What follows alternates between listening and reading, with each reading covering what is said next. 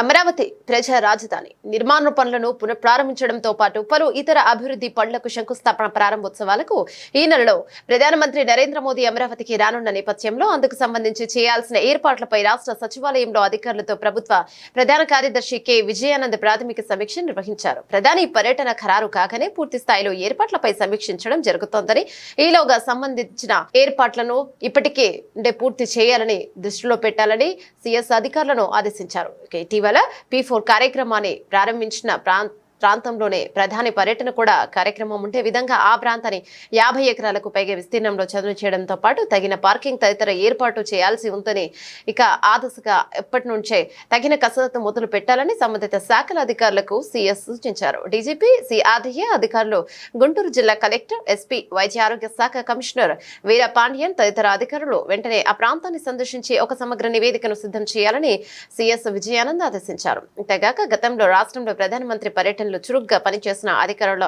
సేవలను పూర్తి స్థాయిలో వినియోగించుకునేందుకు ఆయా అధికారుల జాబితాను సిద్ధం చేయాలని సీఎస్ విజయానంద్ అధికారులను ఆదేశించారు. ప్రస్తుత వేసవి దృష్ట్యా కార్యక్రమానికి వచ్చే విఐపీలు, ప్రజలు తదితర అందరికీ కూడా తగిన వసతులు కల్పించే విధంగా ఏర్పాట్లను చేయాల్సి ఉందని చెప్పారు.